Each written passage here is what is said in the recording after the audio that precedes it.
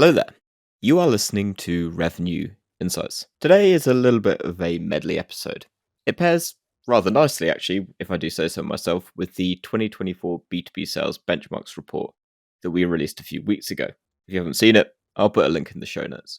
Something that the community has been asking for over the past 12 months is deeper insight into what top performers are doing that their peers aren't. So, alongside the analysis that led to the report, I've also been asking folks on this podcast over the past few months what their top performers are doing. So we've pulled together all of their responses, and unsurprisingly, there's a few key themes you're about to hear that are consistent across both. Enjoy.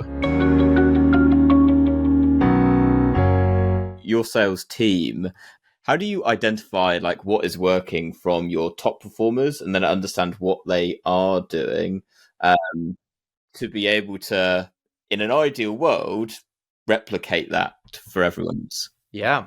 And it's the worst is a lot of times your top performer is that lone wolf personality where they've been left alone a lot because they're great. So they don't maybe have the best data. They don't have the best hygiene. And so you're trying to figure out why this person is so good at what they do. And you can't really put your finger on it. So what I found is a lot of times you kind of have to ignore that person because they're not going to give you much insights. Plus, you probably don't want to recreate them.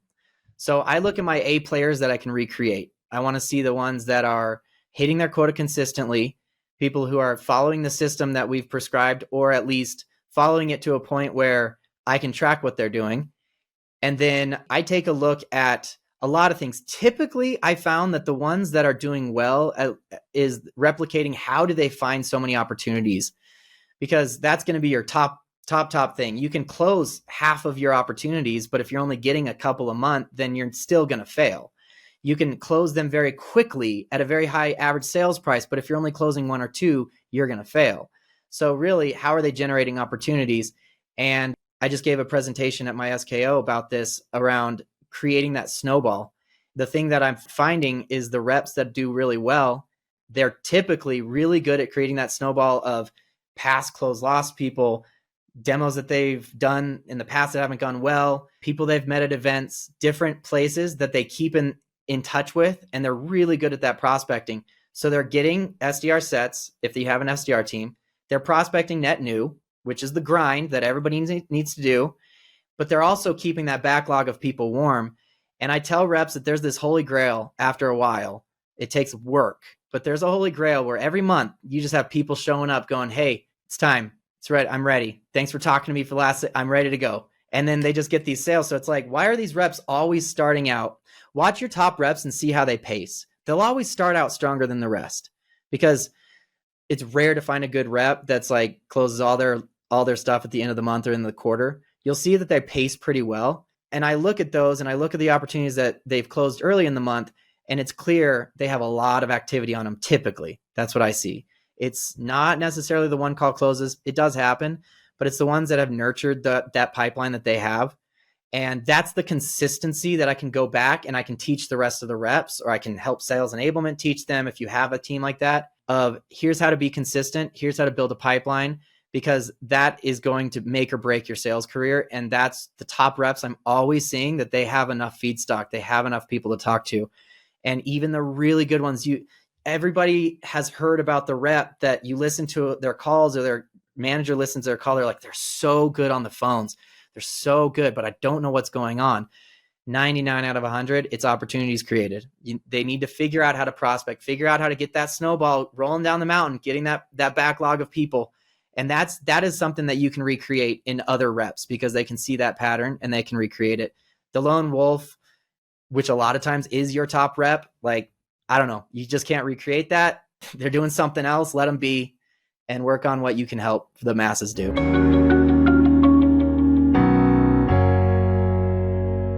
Along a similar vein to what we've been talking about, which is like, I guess, if I were to summarize it, we're talking about how to be a more effective seller or actually a more effective partner to a buyer. Within your organization, what would you say separates the top performers from the average performers? And I'm talking specifically from a sales perspective here. I think that would have a quick answer to you. Our top performers, hands down, can supplement what the organization produces through marketing sourced leads.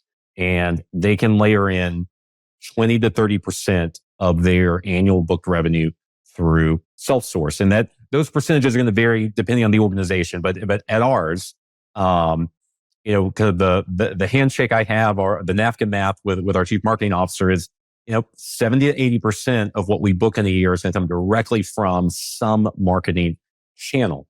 And then I have a very open dialogue with our AEs too on, hey, we did not create plans for you to get to 100% off of marketing source. We're very open about that. That if you want to go get those, get the attainment bonuses, get into the best accelerators we have, unless you're going to convert at just extreme rates, which is a strategy, but what we would posit as the more attainable strategy is layer in great conversion with marketing source with self-sourcing. And we have some specific ways that we direct them to do that in terms of the accounts that they're calling into. But I think that would probably be the number one thing that I see separating, is that the supplementation of marketing source with deals that they're originating on their own.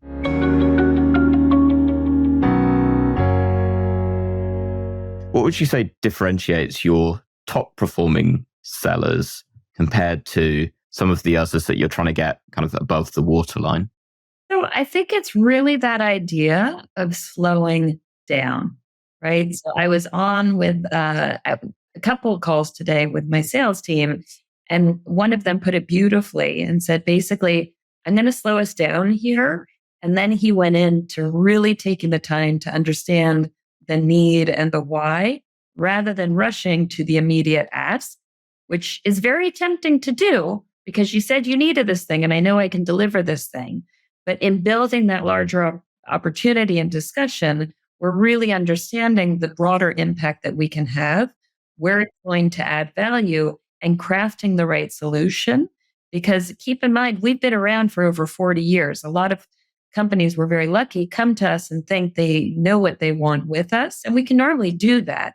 But there's usually a much larger opportunity to add value as well, based on what they're trying to achieve, based on areas they don't even know we can help on because we've changed over those 40 odd years. And so I think that's a big part of the premise there.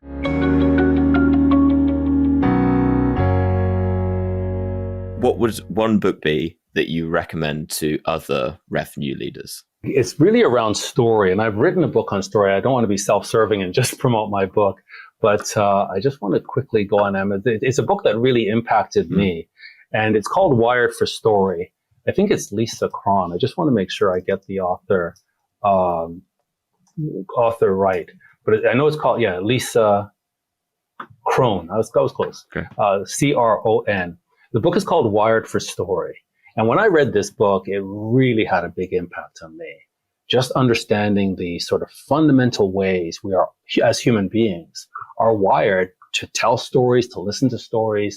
And it had a big impact on me writing my book, which is Heroes, Villains, and the Thrill of Professional Selling, where I take this whole concept of story and break it down for professional sellers, and how this is our secret weapon. This is our magic wand to understand the power of story. And the best salespeople, just intuitively by nature, are great storytellers. That's one thing we noticed. The top performing salespeople, they tell stories.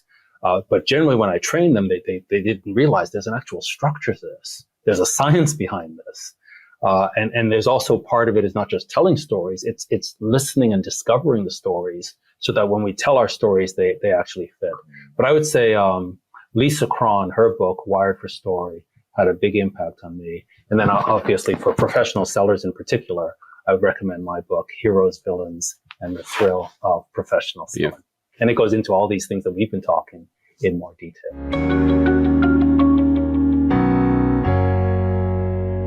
I'm interested perhaps to dig into a little bit more around your philosophy. You were mentioning there taking an approach that's genuine and caring and helpful. And that's something that resonates as it's come up on the podcast quite a lot recently. Almost this move away from like efficiency, like treating sales almost as like a machine that can be, for want of a better word, predictable. And we put more in at the top of the machine, it churns more out the end. Could you speak a bit more to your philosophy specifically, and how kind of that experience is kind of carried through into your career? Sure, you bet. So my general philosophy is some of the things I just talked about. I mean, selling, so people ask me sometimes, like, if you could someone asked me this a couple weeks ago, if you could wave a magic wand over the world of business, like, what would you change? And my answer was, I would completely reset what people think sales is about. Because so often customers and salespeople go through this awkward phase when we're just trying to figure out, do we trust each other? And, and it's something that as sellers, we need to figure out how to overcome. It's a waste of time for customers because they're trying to figure out, who should I trust? Who can I really listen to? And so really, if you think about that, I mean, my mission and goal in life is to kind of change the world of sales and to get people to look at, what a seller, I think of selling as the word has all these connotations. Like, I'm in sales, I'm selling, as though it's something I'm doing to somebody. And that's the part that I think is an error as a mindset. And really, to do it well, you've got to be helping a customer make a decision. We're more in the art of, how do I enable people to make decisions with confidence? So I would say, like, overall, like, that's kind of my philosophy. And what I find is, and this is what drove me to, doing the concept of what I call selling with simplicity, leading with simplicity, growing with simplicity, that when you apply these simple concepts, that they can help people sell better, they can help companies grow faster. And to me, most importantly, we can create a better experience for our customers in working with us. Now, I want to touch on one of the points you mentioned. First of all, I am a deep and big believer in the use of technology, finding efficiencies, using technology, using data, all these things, they're wildly important. But they need to be kind of they can't be the foundation of what your sales experience is about. They enable the experience you bring to customers, which has got to be driven by being genuine, wanting to help, being confident in how you carry yourself, being an expert at what you do, using technology to guide people through decisions to help them get to the right answers all on their own, and organizing our time effectively so that we can make the greatest impact. And a lot of those things are little tidbits that I talk about very deeply in my keynote speech. But there's an important marriage of technology and how you just provide a great, genuine customer experience.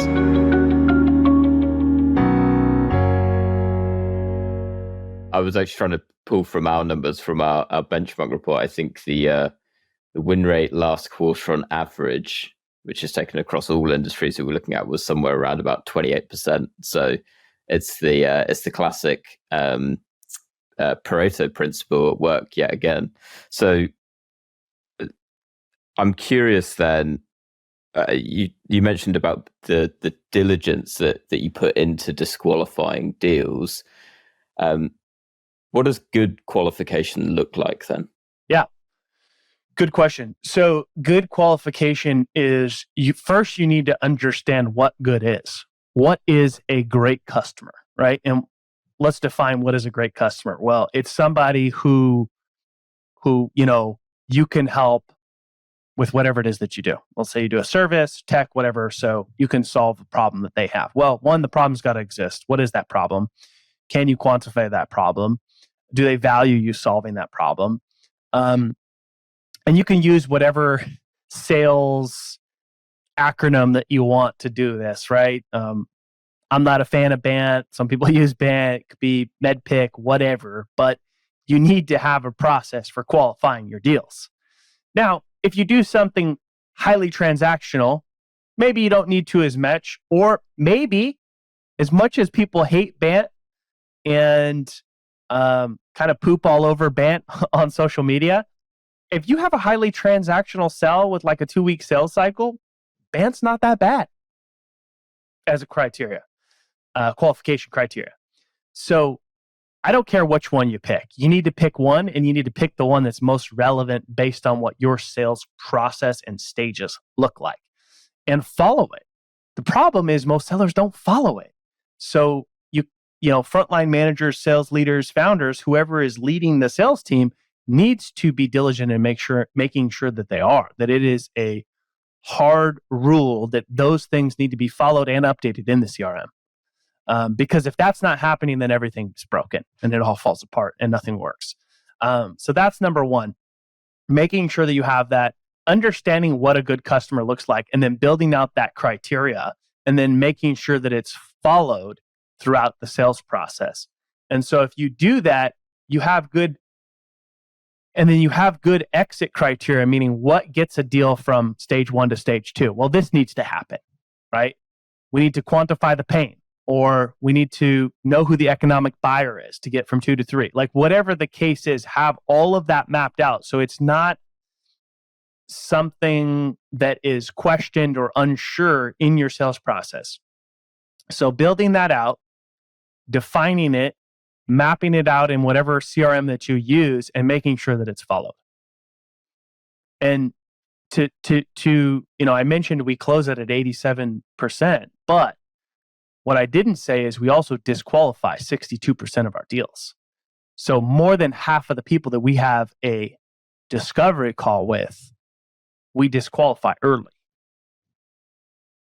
So disqualifying is very important to increasing win rate, and disqualifying early, because if you're not disqualifying early, then that means your sellers are spending way too much time with people that are never going to close or never even become opportunities.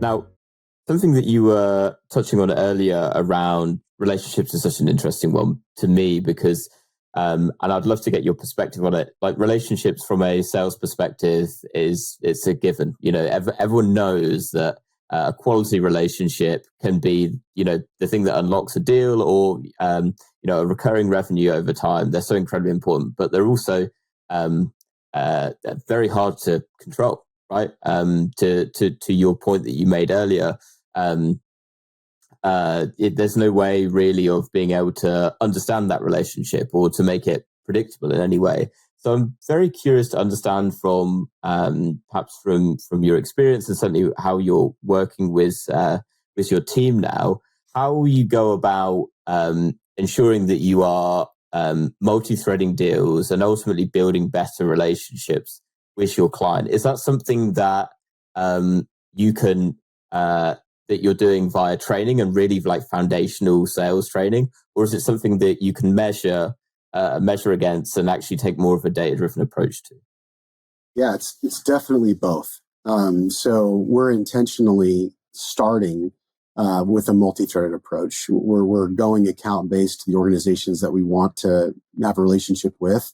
We never begin with a single touch point. There's always going to be multiple people that we're reaching out to that are all key stakeholders typically in a strategic engagement with the arbiters, to whether it's learning and development professionals, strategic human resources leaders, talent management, whether that's in the HR form, or individual managers of frontline people, even employee relations, public relations, legal teams.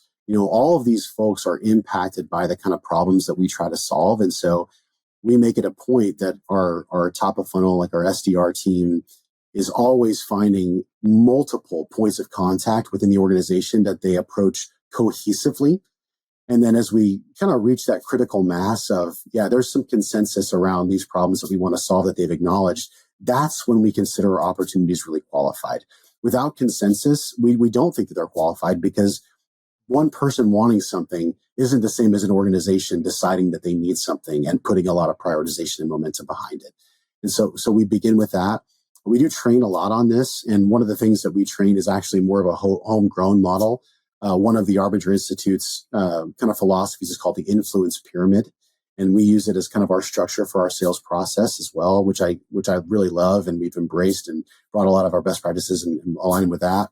But it's this philosophy that if I want to influence someone, I have to be doing that first by seeing them fully as a person.